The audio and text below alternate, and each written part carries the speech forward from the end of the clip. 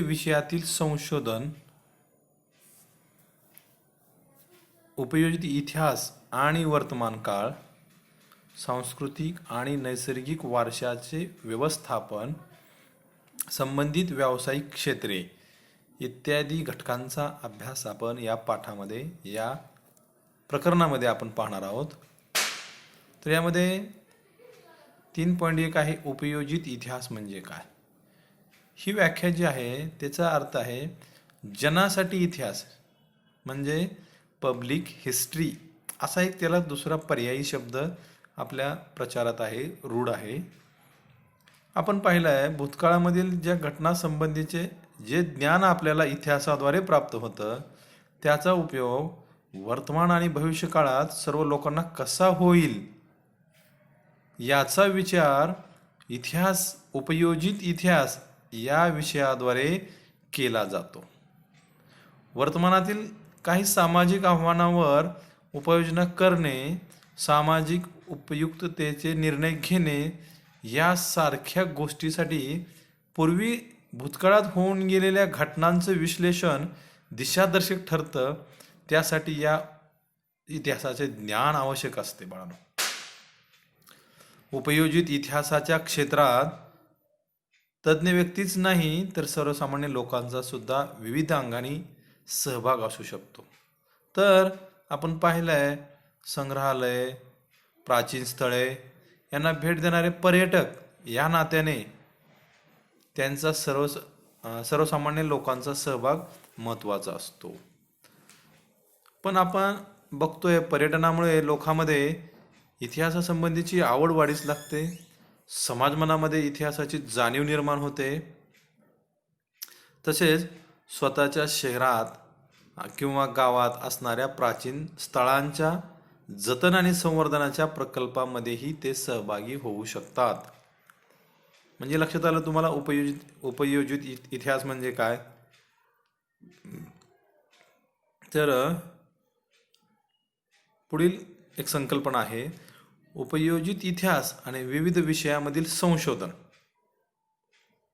आता आपण बघितलं इतिहासामध्ये भूतकाळात घडून गेलेल्या काही घटनांचा संबंध असतो आणि त्यामध्ये वर्तमानात दिसणाऱ्या मानवी जीवनाची जी घडण असते त्या घटनावरच अवलंबून असते. या घटना राजकारण, सामाजिक आर्थिक संघटन, तत्वज्ञान, तंत्रज्ञान आणि विज्ञान यासारख्या विविध क्षेत्रामध्ये घडलेल्या असतात. प्रत्येक क्षेत्रातील ज्ञानसंचयाचा स्वतंत्र इतिहास असतो. त्याप्रमाणे त्या क्षेत्रातील पुढील वाटचालीची दिशा या ज्ञानसंचयाच्या स्थितीवर अवलंबून असते. त्या अनुषंगाने अनेक विषयांच्या संशोधनात इतिहासाची संशोधन पद्धती उपयुक्त ठरते. ती कशा प्रकारे उपयुक्त ठरते ते आपण काही उदाहरणाद्वारे पाहूया. प्रथम आहे तत्वज्ञान. यामध्ये विविध विचारसरणींचा उगम, त्यामागील वैचारिक परंपरा आणि त्या विचारसरणीचा वाटचालीचा इतिहास समजून घेणं हे महत्त्वाचं आहे. यासाठी तत्वज्ञानाचा इतिहास आपल्याला अभ्यासावा लागतो. तत्वज्ञान समजून घेताना ते तत्वज्ञान ज्या भाषेतून व्यक्त झालं आहे त्या भाषेच्या इतिहासाचाही उपयोग होतो. आपण पाहिलं इतिहासामध्ये वेगवेगळे तत्वज्ञानी, तत्ववेत्ते झालेले आहेत. वेगवेगळ्या भागामध्ये, वेगवेगळ्या प्रदेशामध्ये त्यांचे योगदान कशा प्रकारे लागलेलं आहे ते आपण विविध पाठातून त्यांचं पाहत आलेलो आहे. त्यानंतर आहे विज्ञान. आपण पाहिलं आहे वैज्ञानिक शोध आणि सिद्धांत यांचा जो कालक्रम आणि त्या शोधामागील कारण परंपरेची साखळी समजावून घेणं आणि यासाठी विज्ञानाचा इतिहास आपल्याला अभ्यासावा लागतो. तुम्हाला सर्वांना माहीत आहे गरज ही शोधाची जननी असते असं म्हटलं जातं आणि अनेकदा हे जे वैज्ञानिक शोध आहेत ते मानवाच्या गरजा पूर्तीसाठी आणि जिज्ञासेचे समाधान करण्याच्या प्रयत्नातून लागलेले असतात. त्यासाठी आधी अस्तित्वात असलेल्या वैज्ञानिक ज्ञानाचा उपयोग केला जातो आणि त्या शोधामागील कारण परंपरा, कालक्रम समजून घेण्यासाठी विज्ञानाच्या इतिहासाचे ज्ञान उपयोगी पडते. तंत्रज्ञान. आज आपण पाहिलं विविध क्षेत्रामध्ये तंत्रज्ञानाचा जसा उपयोग झालेला आहे, तर पहिले आपण कृषी उत्पादन, वस्तूंचं उत्पादन, स्थापत्य, अभियांत्रिकी इत्यादीमध्ये होत गेलेले बदल आणि त्यामागील कारण परंपरेची साखळी समजावून घेणं, यासाठी तंत्रज्ञानाचा म्हणजे टेक्नॉलॉजीचा इतिहास अभ्यासावा लागतो. आपण पाहिलेत वैज्ञानिक शोध, तंत्रज्ञानातील प्रगती जशी एकमेकावर अवलंबून असते, तसंच मानवाच्या उत्क्रांतीच्या वाटचालीमध्ये दगडी हातारे घडवण्यापासून ते कृषी उत्पादनाच्या विकासापर्यंत त्याला समजलेले विज्ञान आणि त्यावर आधारलेले तंत्रज्ञान अत्यंत महत्त्वाचे होते. पुढे आपण पाहिलं आहे याच विज्ञानाच्या प्रगतीमुळे उत्पादन प्रक्रियांचे यांत्रिकीकरण होत गेलं.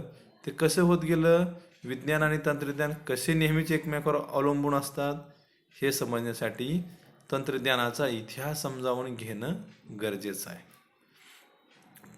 चौथा मुद्दा आहे उद्योगधंदे आणि व्यापार. आपण पाहिलं विविध उद्योगधंदे आणि व्यापार यामुळे मानवाच्या समाजामधील परस्पर व्यवहारांचं क्षेत्र विस्तारले. त्यामुळे सामाजिक संबंधाचे जाळेही सतत विकसित होत गेले. उद्योगधंदे आणि व्यापाराच्या व्यवस्थापनाचाच हा एक भाग आहे. त्यांचा इतिहास समजावून घेणं महत्त्वाचे आहे. बाजार आणि व्यापार यांचं स्वरूप बदलत गेलं, परंतु त्या सर्वामागील जो मानवी नात्याचं स्वरूप होतं आणि समाज रचना बदलत गेली. हा सर्व प्रवास समजण्यासाठी आपल्याला सांस्कृतिक घडण, सामाजिक रचना, आर्थिक व्यवस्था इत्यादींचा इतिहास अभ्यासावा लागतो. पुढचं कोणतं उदाहरण आहे पाहूया. व्यवस्थापन शास्त्र. आता यामध्ये उत्पादनाची संसाधनं, मनुष्यबळ आणि उत्पादनाच्या विविध प्रक्रिया, बाजार आणि विक्री यांच्या व्यवस्थापनाच्या साखळीत त्या संबंधातील भूतकालीन यंत्रणा कशा होत्या हे समजावून घेणं आवश्यक असते. या साखळीत गुंतलेल्या विविध स्तरातील लोकांची परंपरागत मानसिकता समजावून घेण्यासाठी या सर्वांचा डोलारा ज्या वेगवेगळ्या सामाजिक आणि आर्थिक संस्थांच्या संघटनावर अवलंबून असतो, त्यांचा इतिहास समजला तर वर्तमानात विविध पातळ्यावरील व्यवस्थापन म्हणजे मॅनेजमेंट करायला सोपं जाईल. पुढचा घटक आहे कला. आपण पाहिले विविध कला क्षेत्रामधील ज्या अभिव्यक्ती, त्यामागील वैचारिक भावना, भावनिक, सांस्कृतिक परंपरा यांच्या आधाराने झालेला कलांचा विकास समजावून घेणं तितकंच गरजेचं असतं. कोणत्याही कला आविष्काराचे मर्म, कलाकृतींच्या निर्मात्याची मानसिकता आणि विशिष्ट कलाशैलीच्या विकासाचा क्रम सांस्कृतिक इतिहासाच्या अभ्यासाद्वारे समजू शकतो. पुढील उदाहरण आहे मानव्य ज्ञानशाखा. इतिहास, पुरातत्व, समाजशास्त्र, मानवशास्त्र, राज्यशास्त्र, अर्थशास्त्र यासारख्या ज्ञानशाखांचा उगम आणि विकास यांचा इतिहास समजावून घेणं हे त्या ज्ञानशाखांच्या अभ्यासाचा आवश्यक भाग आहे. तत्त्वज्ञान ही विज्ञान आणि इतर सर्व ज्ञानशाखांची जननी मानली जाते. पहा, तत्त्वज्ञान ही इतर सर्व विज्ञान असेल किंवा इतर सर्व ज्ञानशाखा आहेत त्यांची मूळ जननी मानली जाते. आपण पाहिले वैश्विक परंपरा किंवा वैश्विक पसारा आणि मानवाचे त्यातील अस्तित्व यांचा जो परस्पर संबंध असे, तो संबंध समजून घेण्यासाठी ती जिज्ञासेतून जगभरातील सर्व मानवी समाजामध्ये त्या संबंधीच्या अनुमाने लोक बांधू लागले. त्यातूनच जगाच्या उत्पत्ती संबंधीच्या कथा, सृष्टीचक्र आणि मानवी जीवना संबंधीची मिथके, देवदेवता संबंधीच्या कल्पना आणि त्या देवदेवतांना प्रसन्न करण्यासाठी केलेली विधी, त्यासंबंधीचे तात्विक विवेचन यांचा विकास झाला.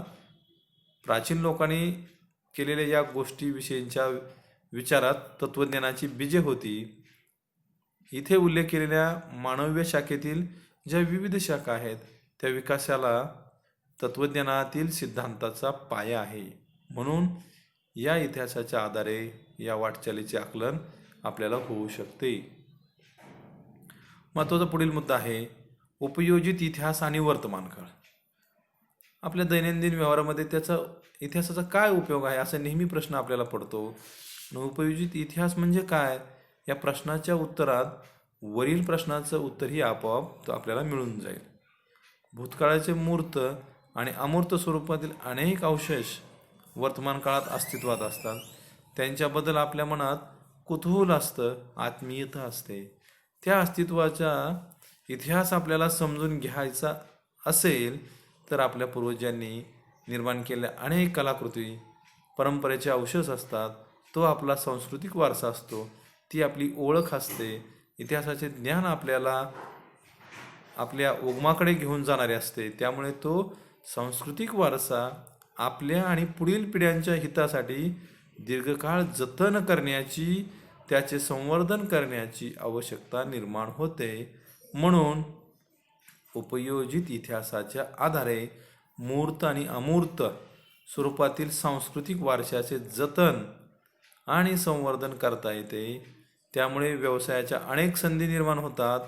थोडक्यात म्हणजे वर्तमान काळाचे यथायोग्य आकलन आणि भविष्य काळासाठी दिशादर्शन या आपल्याला उपयोजित इतिहासाचे वर्णनातून करता येईल. त्यानंतर सांस्कृतिक आणि नैसर्गिक वारशाचे व्यवस्थापन. आज आपण पाहिलंय सांस्कृतिक वारसा हा वारसा मानवनिर्मित आहे. तो मूर्त आणि अमूर्त अशा दोन प्रकारचा असतो. मूर्त म्हणजे काय? या प्रकारात प्राचीन स्थळे, वास्तू वस्तू, हस्तलिखिते, शिल्पे, चित्रे इत्यादींचा समावेश होतो. महत्त्वाचा मुद्दा आहे, त्याला अंडरलाईन करू शकता. दुसरा आहे अमूर्त सांस्कृतिक वारसा. या प्रकारामध्ये आपण पाहिलं आहे ज्या मौखिक परंपरा आहेत, तोंडाने आपण सांगितलेल्या आणि त्यासाठी उपयोगात आणली जाणारी भाषा, पारंपरिक ज्ञान, सण समारंभ साजरे करण्याच्या सामाजिक पद्धती आणि जे धार्मिक विधी, कला सादरीकरणाच्या पद्धती, विशिष्ट पारंपरिक कौशल्य, अशा परंपरा, पद्धती, कौशल्य इत्यादींचं प्रतिनिधित्व करणारे समूह आणि गट हे अमूर्त सांस्कृतिक वारसेमध्ये येतात.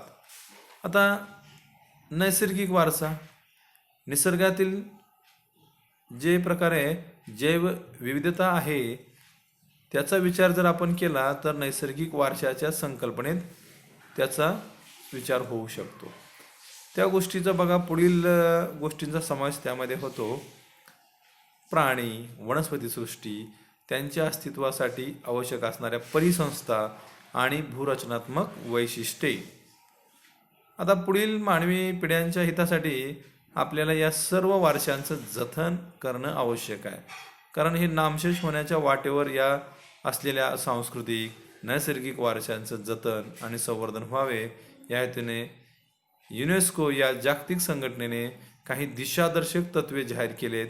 त्या दिशादर्शक तत्वांचा उपयोग करून जागतिक वारशाच्या पदास पात्र ठरणारी स्थळं, परंपरा यांची यादी जाहीर केली जाते.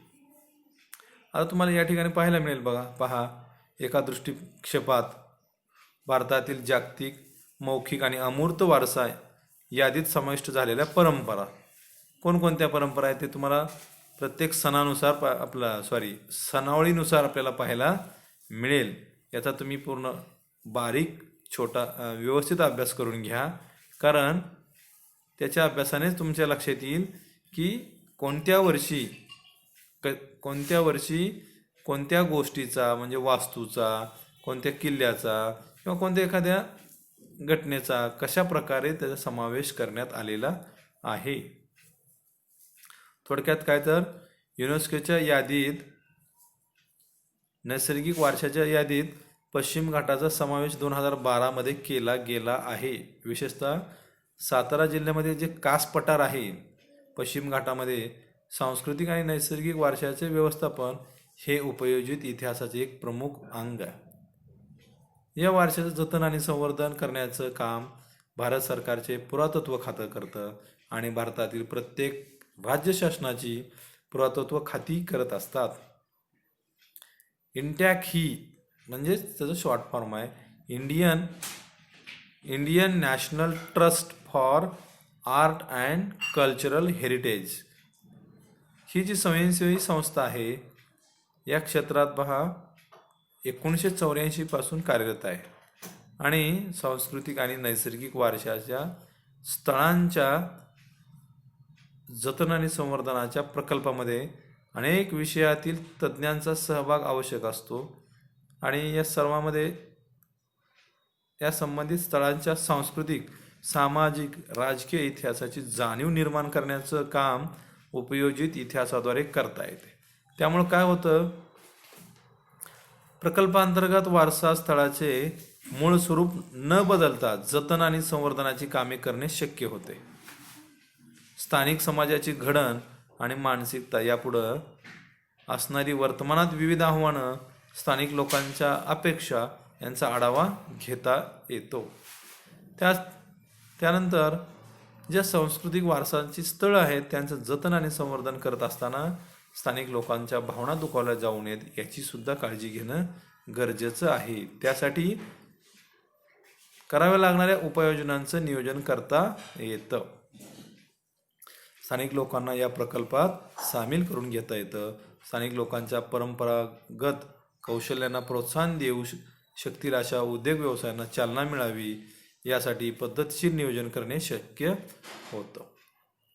आता संबंधित व्यावसायिक क्षेत्र कोणकोणते आहेत?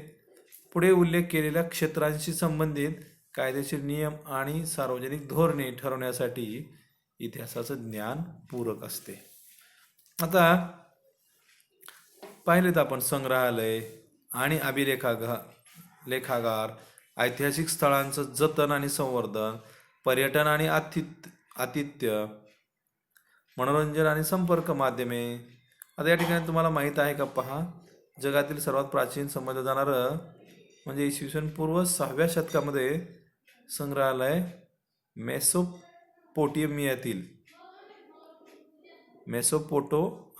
मेसोपोटेमियातील ऊर या प्राचीन शहराचं उत्खनन करताना सापडलंय. तर त्या ठिकाणी ब्रिटिश तत्त्वज्ञ सर लिओनार्ड वुली यांनी 1922 ते 1934 या काळामध्ये ते उत्खनन केलेलं होतं आणि हे संग्रहालय एनी गॉल्डी नावाच्या मेसोपोटेमियाच्या राजकन्येने बांधलेलं होतं आणि ती स्वतः त्या संग्रहालयाची संग्रहपाल म्हणून काम पाहत होती. आणि या संग्रहालयात सापडलेल्या प्राचीन वस्तूसोबत त्या वस्तूंचे सविस्तर वर्णन करणाऱ्या मातीच्या वटिका म्हणजे काय क्ले टेबल्स होत्या आपल्याला पाहायला मिळतील. पहा बरं, जुनं संग्रहालय 6व्या शतकातलं संग्रहालय आपल्याला पाहायला मिळालं. आणखीन काय माहीत आहे का पाहूया. इंडियन म्युझियम आहे बघा कोलकात्यामध्ये. कोलकात्यामध्ये असणारं एशियाटिक सोसायटीतर्फे 1814 त्याची स्थापना झाली आहे आणि विशेषतः नॅथनियल ऑलिक हे डॅनिश वनस्पतीशास्त्रज्ञ त्याचे संस्थापक आणि पहिले संग्रहपाल होते. आणि इथे दिसलेले संग्रहालय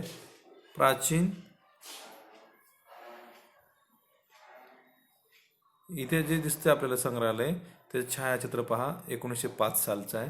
संग्रहालयामध्ये कला, पुरातत्व, मानवशास्त्र असे 3 प्रमुख विभाग असून त्यांच्याशी संलग्न असलेले जतन, प्रकाशन, छायाचित्रण, प्रदर्शन, सादरीकरण, प्रतिकृती निर्मिती, प्रशिक्षण, ग्रंथालय, सुरक्षा असे विभाग यामध्ये आपल्याला पाहायला मिळतील.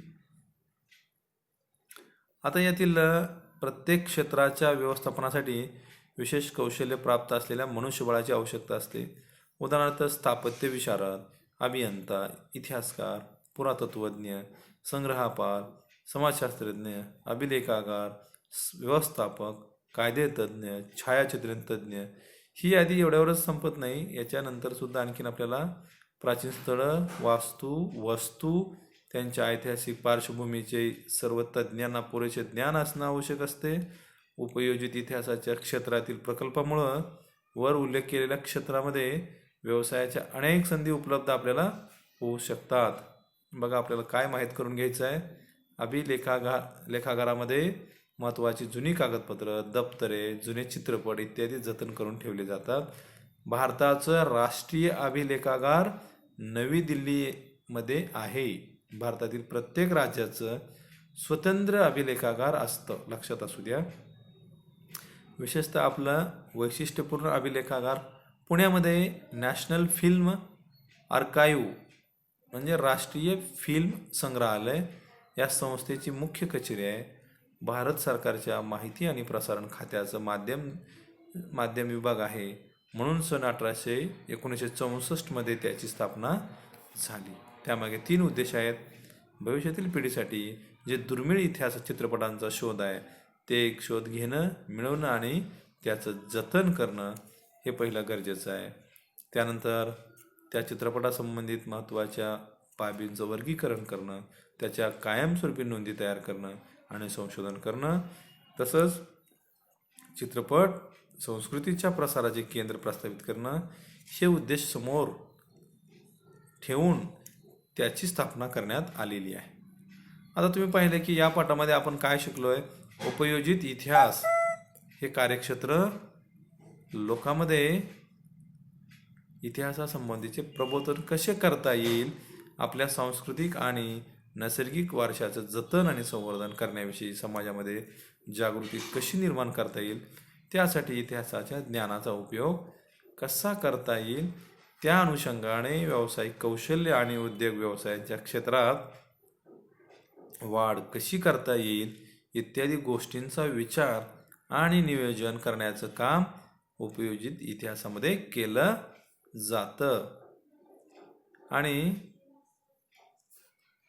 ऐतिहासिक आणि सार्वजनिक स्थळांचं विद्रुपीकरण होऊ नये, त्यांचे पुढील पिढ्यांच्या हितासाठी योग्यरित्या जतन संवर्धन व्हावे म्हणून हे आवश्यक आहे. ठीक आहे. तर आपण या ठिकाणी या पाठाचं